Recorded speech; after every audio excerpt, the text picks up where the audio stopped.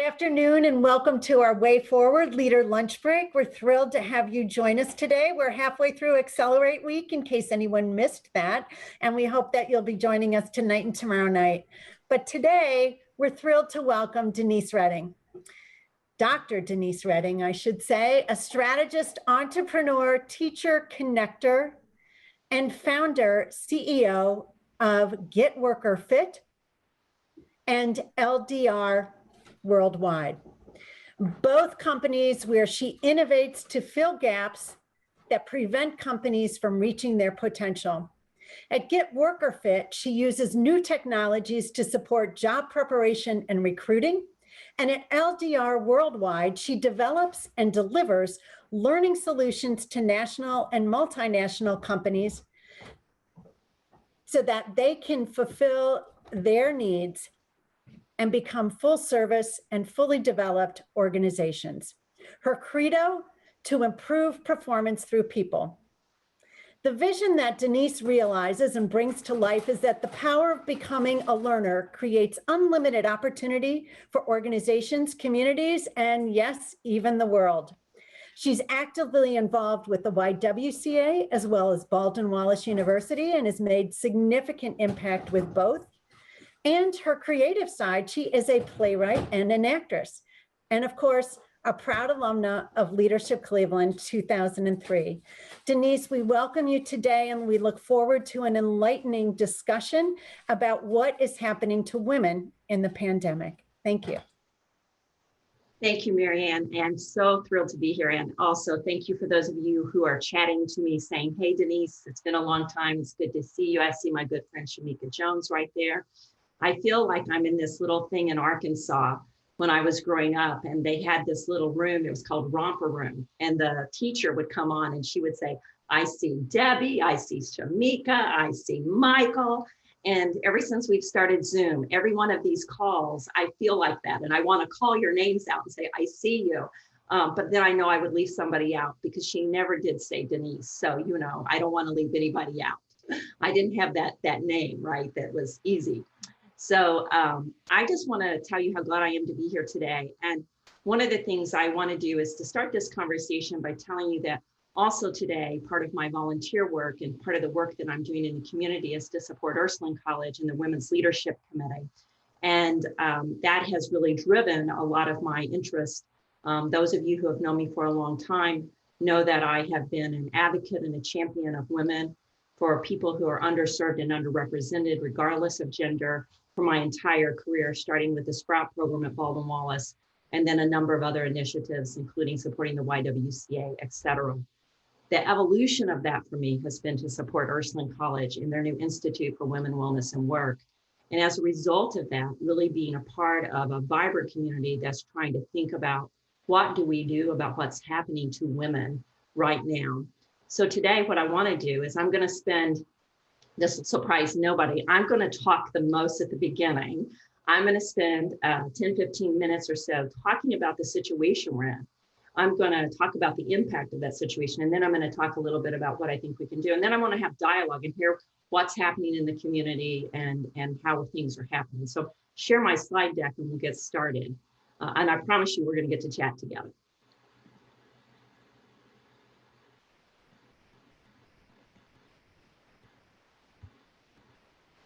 So again, as I said, what I want to do today is I want to talk about why women are leaving the workplace. So we called this program, you know, how do we stem the exodus? And so I really want to spend some time on talking about, well, what is happening exactly and why is it happening? And what impact is that having? You know, we've seen a lot of data points out there about the exodus, but are we drilling down? Are we thinking about what the long-term impact is as well as the short-term impact? And ultimately, how are individuals and organizations going to be able to respond? And what are some of the best practices that we would recommend for folks, as well as to hear from you about what you think the best practices can be. So let's start with what we know. So here's what we know. In about May, the first data started coming out, and it basically started labeling the Huffpost put out this article and they said, hey, we've got this big she-cession. A lot of the researchers started talking about this issue, that Black and brown women in particular, but women who were at the poorest levels of our society, were disproportionately impacted by the job layoffs. When we went into quarantine, when we shut down as a nation, disproportionately the people who lost their jobs were women, women at the lower socioeconomic levels, and disproportionately as a result, Black, Brown, and Indigenous women. So that was kind of our first data point. And people began to be concerned and say, what impact is this going to have on the strides we've made for equity and equality? Remembering that just in February of that year was the first time women had made up 51% of the workforce in our history. We were the majority. So this big flip-flop happened. As time came along and we began to see schools not being able to meet, other issues of care beginning to emerge, we found that women were 3 times more likely to leave their job during the pandemic because they needed to deal with childcare. So in a household where there are 2 parents, male and female, disproportionately women were the ones choosing and or not choosing, but someone had to do it to leave the workforce. 100% of the job losses in December of 2020 went to women. 100% of the job losses in the month of December went to women. And in January, 2.5 million women reported, I'm not even looking for a job anymore. So this is a really scary data point because it says, I've given up on trying. I'm not trying to figure out how I can do both. I'm not going to try to figure out how I can get back in. I'm going to be out now. In addition to these kind of data points, we know that the critical issues have been disproportionate for a number of women. So working moms have been the hardest hit.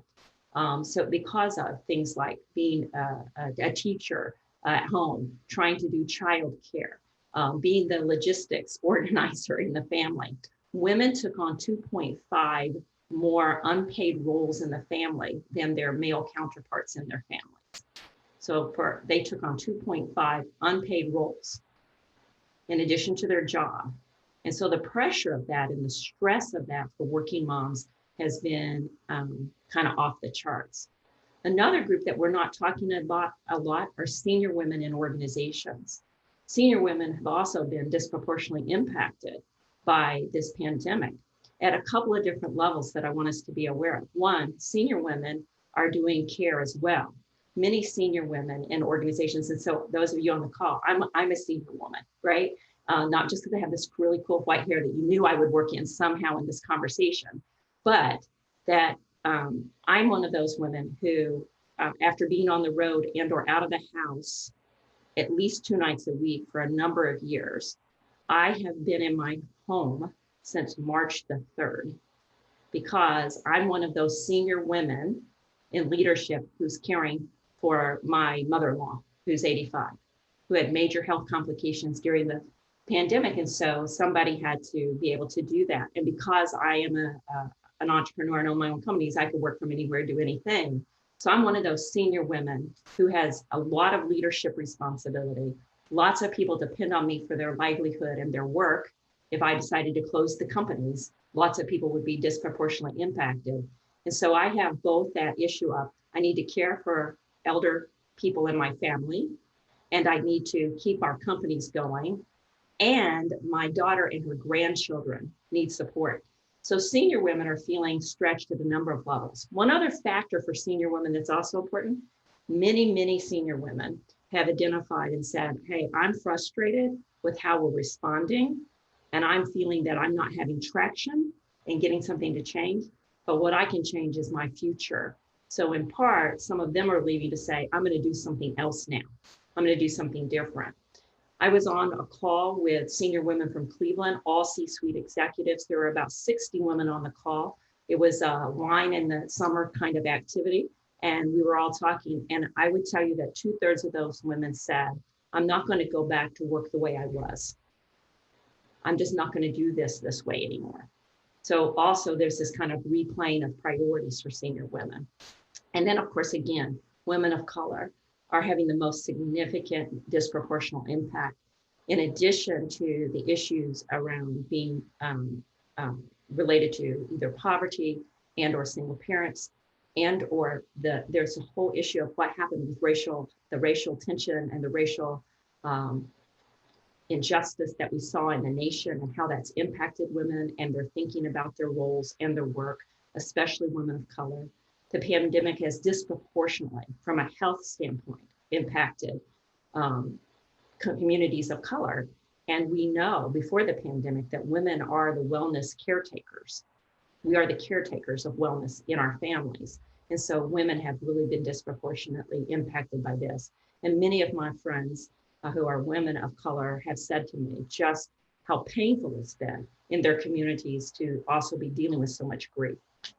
So we know that these issues are happening. And we also know, because of the great work by McKinsey and leanin.org, that 1 in 4 women are contemplating downshifting their career or leaving the workforce entirely. So I want you to think about that for a minute. I want you to think about the organization you work in. If 25% of the women in your organization were to exit, what would that do to you? They go look for a different job. What would that do to you? What kind of risk does that create? This is an emergency for all organizations in America, particularly corporate America, but all organizations, not-for-profits, educational institutions. When we lose our women, especially our women leaders, we will be unwinding years of equity and gender equity work, but we will also be impacting all of our work on diversity and inclusion. Let me talk a little bit more about that. If women leave the workforce, not only will we move backwards on a number of gender issues, but women disproportionately advocate for all others in their organizations in ways that their male counterparts do not. So 15% of white women will advocate 15% more than their white male counterpart, but women of color will advocate 38% more than everybody else. So when we lose women, Black and brown and indigenous women, we have lost our best advocates for a culture of inclusion. So we have both a gender issue and a racial issue, as well as all other diversity, equity issues. So is it a crisis or an opportunity? That is the question, right? And it really depends on what we're going to do about it. So let's talk about the impact quickly. The societal impact. So we're going to have this huge economic impact. These numbers are very conservative. They were taken kind of early in the fall. We think it's going to be much wider. 64.5 billion in lost income for women leaving the workforce. And that's a trickle-down effect to small businesses in every community. We already know the issues of food insecurity and evictions, but those are going to grow as women say, I'm walking away. That 2.5 million women who say I'm walking away, they're not all walking away with a plan for how they're going to take care of other things. They just can't do it all. They can't do both. We have, for a long time, had a childcare crisis in America. Approximately 4.5 million childcare slots could be permanently lost. If you live in spaces where there are childcare deserts, which, by the way, follow our digital divide deserts, both urban and rural, you already didn't have enough childcare options. Childcare providers have gone out of business, and it will be unlikely that they all start back up just because we're all going to go to work again and be able to send our children back to school. And so many women will not have the option of coming back to their job because there is no one to care for their children. And then, of course, gender equity will be set back for decades. A 5% decline in working women today is a 25-year loss in pay equity progress. So society is going to have big issues. The organizations, so those of you who are coming from a corporate background on this call, one of the things we know is that when we have gender diversity in the workforce, we reduce our turnover rates significantly. And when we don't have it, our turnover rates go up. We have an inability to attract top talent. Any competitive company knows that in order to attract the very best and brightest talent today, one of the priorities is to look around that culture and that environment and say, is this an organization that's committed to diversity? Or is this a company that's committed to diversity and inclusion? Let me understand who's in their workforce. And when you lose the women and then you lose the support for diversity, you reduce the ability to attract talent. In addition, women who are well represented at the top of companies are 50% more likely to outperform their peers. those companies are 50% more likely. In other words, more gender diversity at the top of the company means that they're going to have better financials. And then finally, as we mentioned earlier, this issue around diversity, when we talk about inclusion, when we lose women, senior women, and women of color, we negatively impact our ability to create cultures that are inclusive in our organizations. So there's both a real financial and cultural issue. But how about the women themselves? Oops.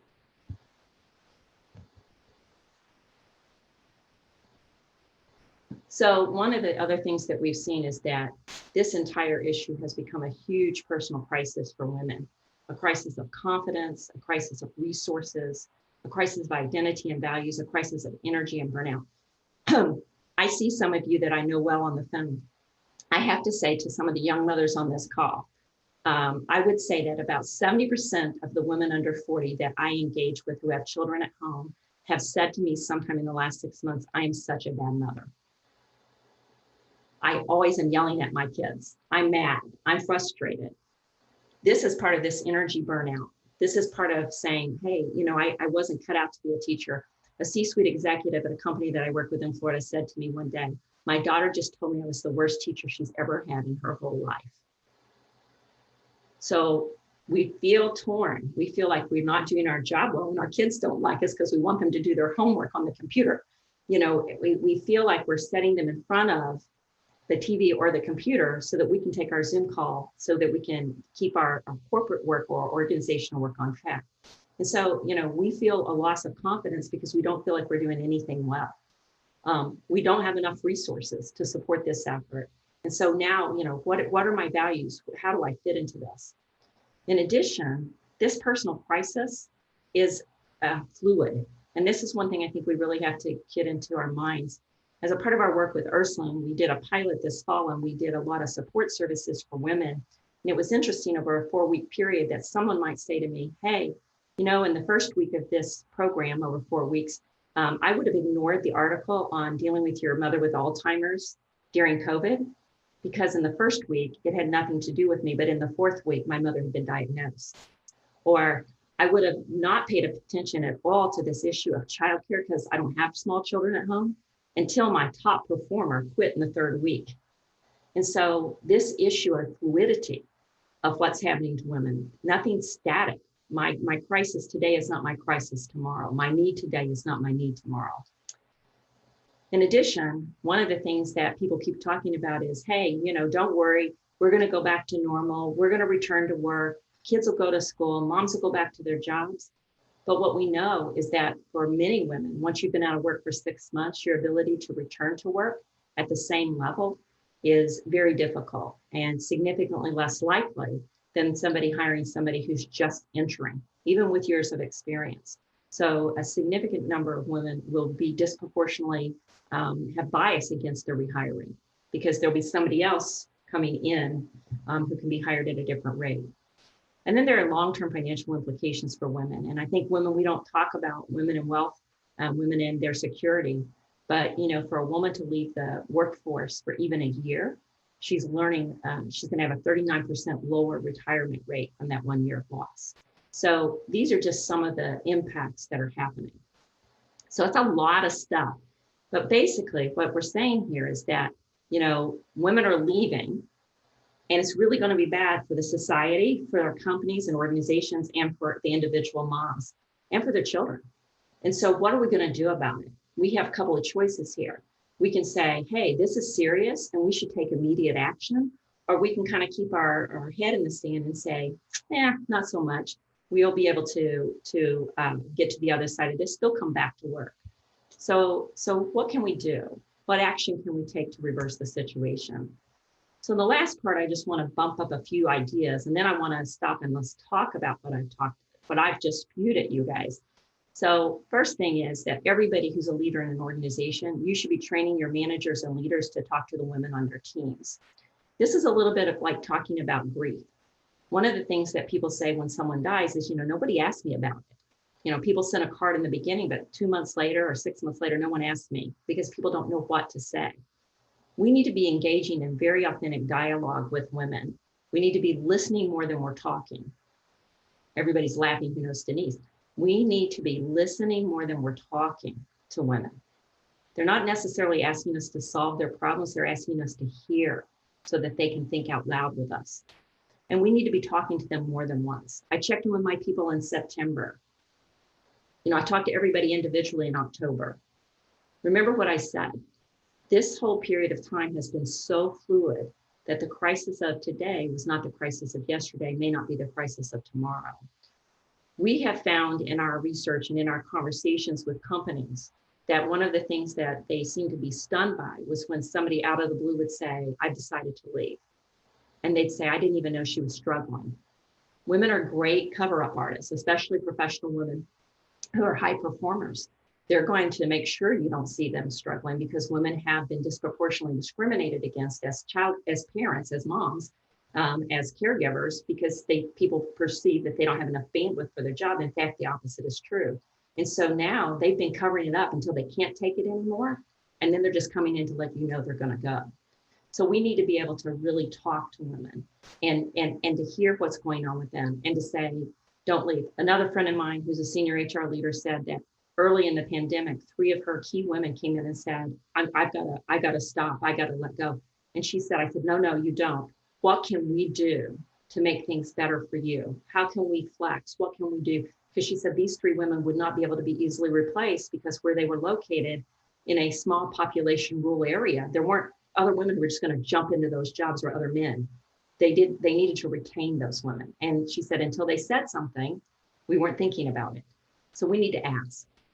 The second thing is we need to be able to provide support to what I call critical players or one and onlys. If you're in an organization and you put in your mind when I said 1 in 4 might leave, I want you to think about that one person that is such a critical person in the organization that if they were to leave, there would be a domino effect of issues in the organization. We all have those people in both our nonprofit organizations, our government organizations, and in our corporate businesses. And those people are a point of failure. If something happens to them, then we can have a point of failure in the organization. So we need to be making sure those women are getting extra support. This is about us, not them. This is about us making sure we sustain our organizations when key women might exit. And so can we provide career and life coaching? Do we make sure that they know what the counseling and support services our benefits programs offer? How can we help those women in particular be sure they're getting the support they need now? Third, we need to connect women to resources.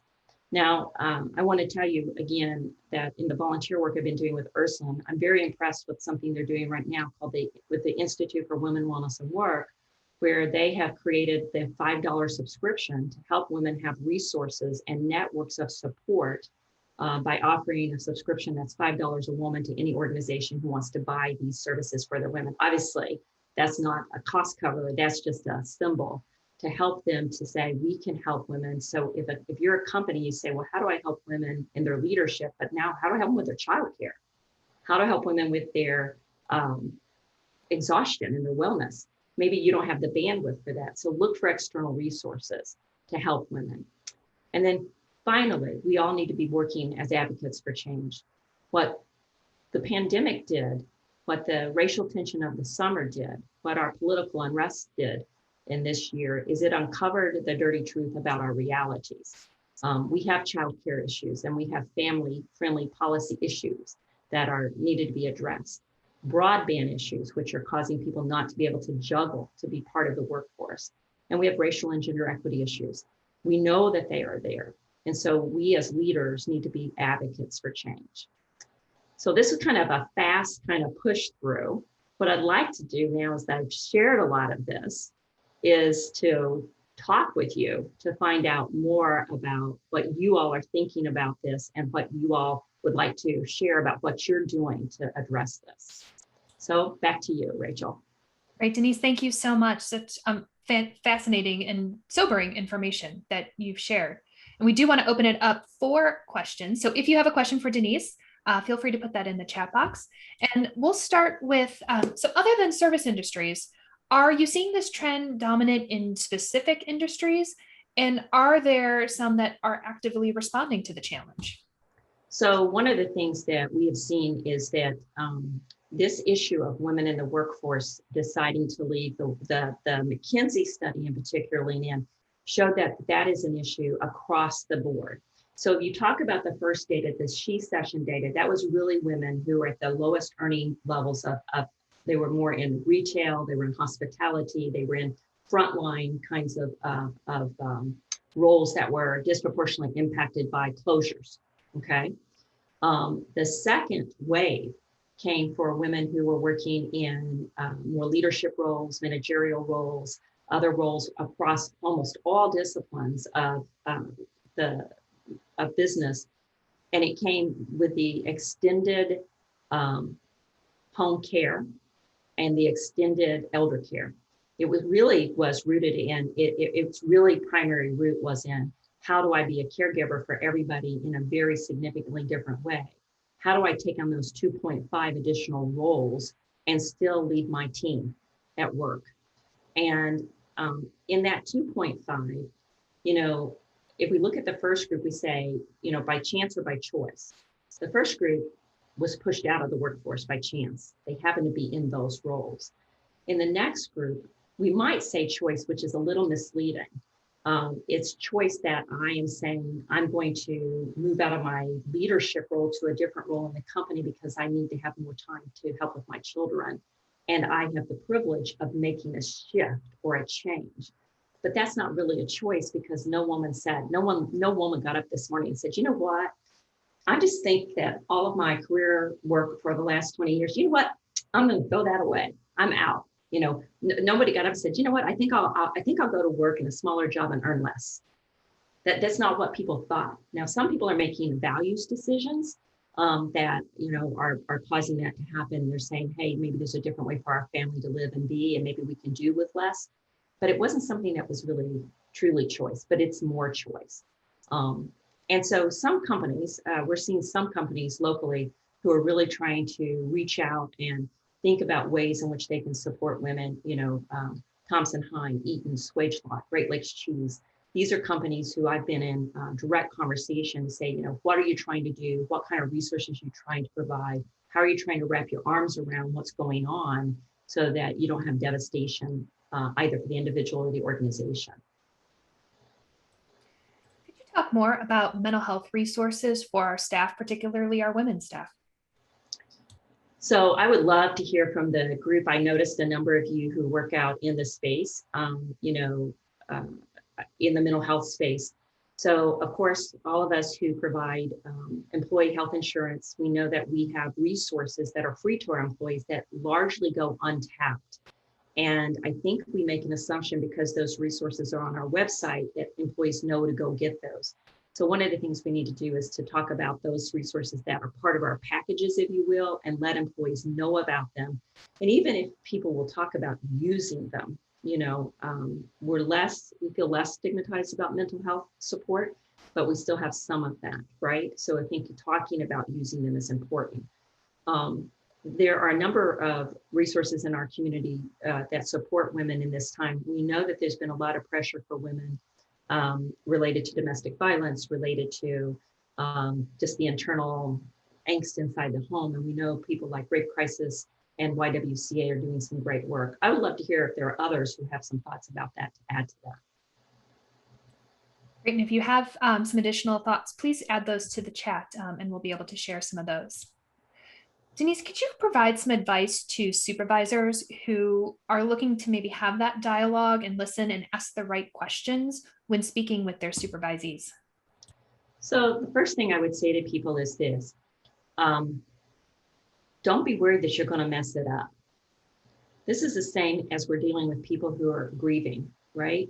We are so afraid we're going to say the wrong thing. And let me tell you what the wrong thing is. The wrong thing is to say nothing. So let's all just say to ourselves, listen, my intent is pure. My intent is to care, to provide support. So start out with that. Ask a lot of empowering, open-ended questions. Don't say, I'm sure you're feeling, but rather, how's it going for you? Tell me about how you're doing with things. Or, I see that you've got these things happening. How are you adjusting to that? Ask a lot more open-ended questions that don't let people feel that you identified some slippage in their work but rather that you see how much that they're handling and that you want to understand what they're doing. And, even what are you learning from this? What kind of experience are you having, to get them to begin to talk about this. I think we need to all revisit the rules of good listening. Try to talk a lot less, try to listen a lot more, and try to be a lot more empathetic, to put yourself in that other person's position. I think that one of the very telling pieces of feedback we got in November from our 200-person pilot was that a lot of women my age and older, we've forgotten what it's like to have small children in our home and the demands of small children, because when there are grandchildren, it's just a different thing. But when you're the mom day in and day out, and so I think men and women who are in these leadership roles need to be, saying, describe to me what it's like. How's it going? It's been a long time since I've been there. So, and kind of carrying on the theme around working parents in the workspace, often it can be looked down upon to talk about the responsibilities of home, or that your reliability or commitment to work can be questioned if you put some boundaries up around what you need to do with home life. So how can companies create an environment where parents of both genders feel they have flexibility and that that commitment to work isn't being questioned? I think it comes from leadership from the top all the way through the organization. In other words, I need to talk about my experience as a caregiver, the good, the bad, and the ugly. I need to say, you know what, I'm going to need to adjust schedules because I need to do an emergency thing to support my mother-in-law today. We all, at no matter what level we are in the organization, if we are in a caregiving role, we understand what's going on, but sometimes we're busy looking like we've got it all together. So I want to start by saying we need to talk about our experiences in the workplace, because what that does is it normalizes it. Do you guys remember the first Zoom call you were on where somebody's child ran into the call? Do you remember your reaction? Do you remember when the person had to jump up because their cat jumped in the middle of the thing? We've gotten very forgiving today. We expect weird things to happen while we're on Zoom today. But when we started out, I can remember actually telling one of my colleagues to tell one of the women on my team that it would be more appropriate if she and her husband could work out how they were going to deal with their 3-year-old when we were having this big meeting where she was the presenter.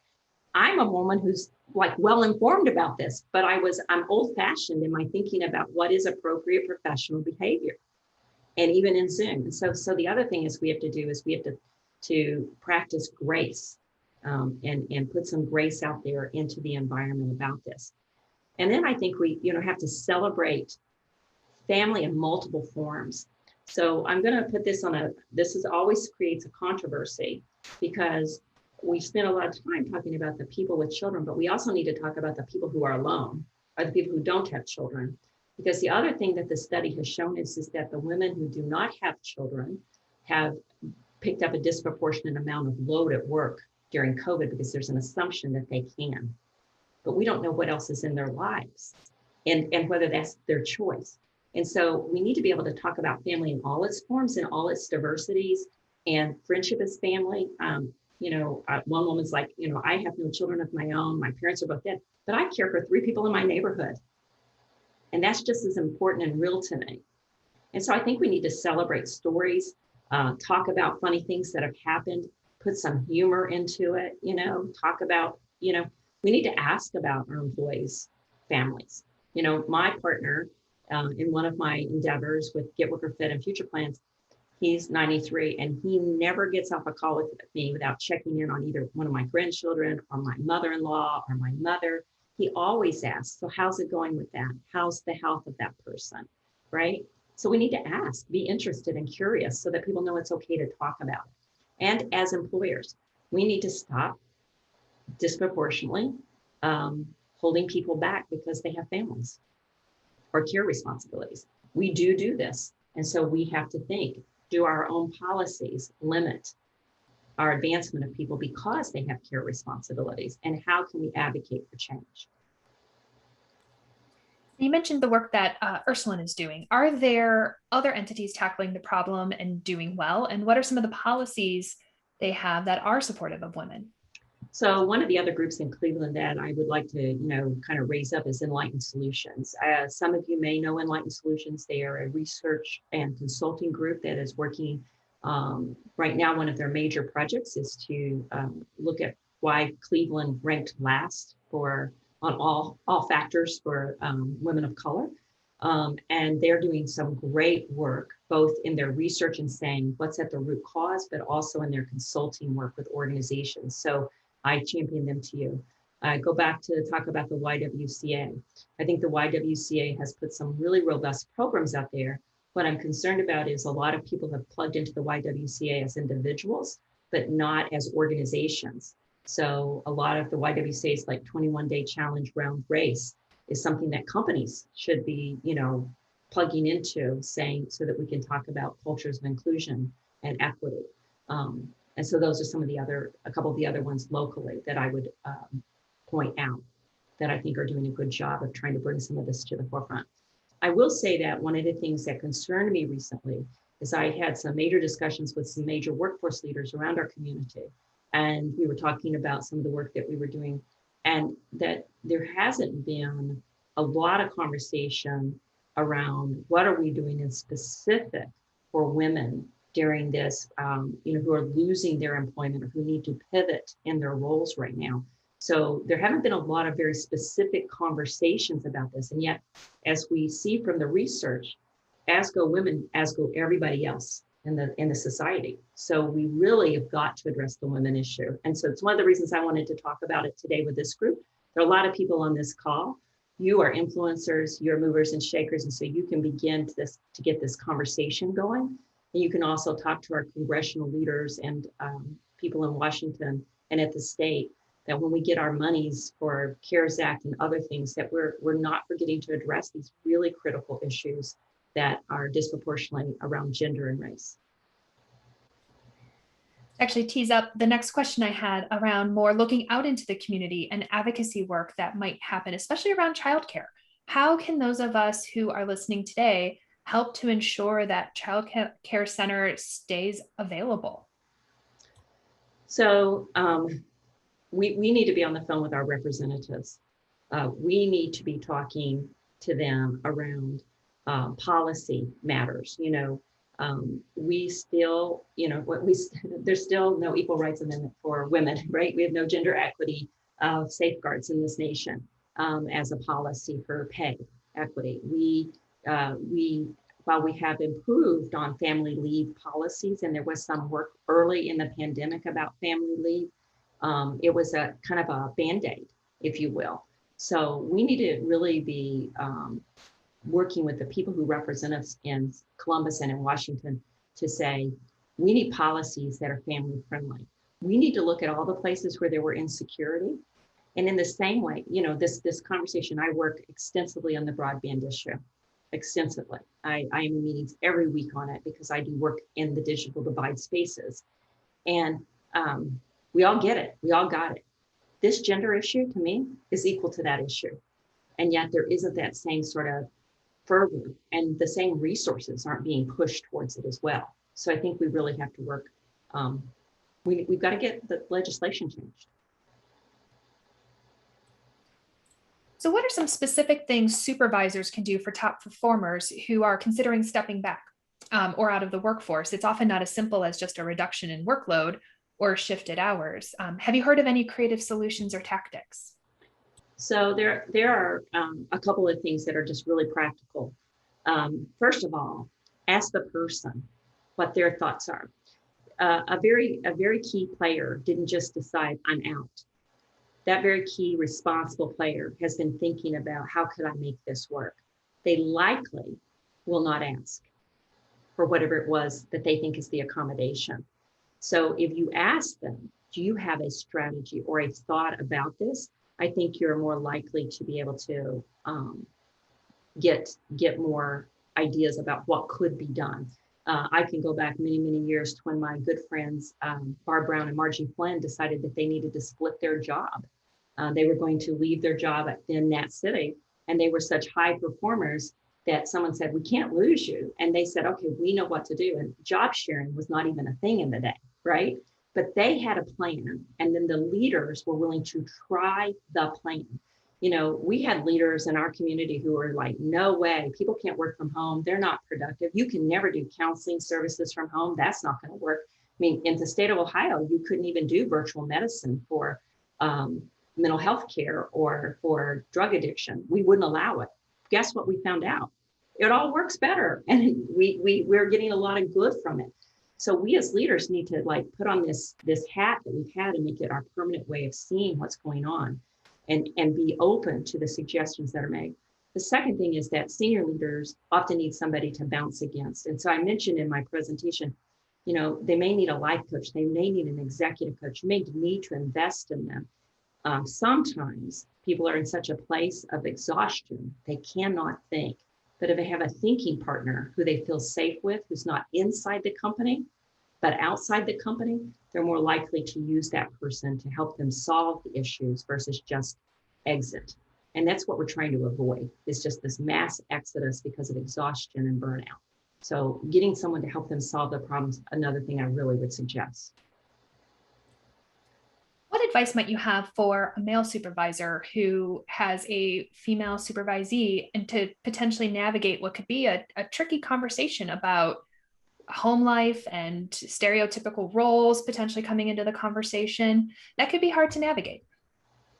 Well, again, I'm going to go back to this issue of, I mean, I know in the hashtag #MeToo era, many men became nervous about how to just have good conversations with their female counterparts for fear it would be misinterpreted. And so I think that you have to, know, do you have a relationship of trust? Do you have a relationship where this is would come as an authentic piece for you? If you say, you know what, Denise, honestly, I probably haven't asked much about the personal lives of any of the people I work with, just never came to me to do that. I think you need to say that to your whole team. You need to say in a team meeting, hey, you know what? I went to a workshop and I learned this and I thought, man, I haven't even been doing this. And so I want you all to know as a group that I'm going to be asking all of you about this. I'm going to talk to you. And I don't want you to share anything with me you don't want to share, but I want you to know that I don't want you to just hold this by yourself. So I put it out there in one of your team meetings to say, hey, I know these things are going on. Listen, your male team members, their partners or significant others are likely also going through these same issues and they're feeling this in a different way. So, what is that, when mom's not happy, there are things that happen in our households. I mean, people don't know what to do right now, male or female, in their families. So I think I'd start by making it a safe thing to say, hey, listen, I may not have talked about this in the past. I just became really aware of this. I want to be sure I'm listening. I probably won't do it the right way. But here's what I'm going to try to do over the next 2 weeks. I'm going to do it with all of you and then do it with everyone. I think people want to believe in our best intentions. I think we still want to do that.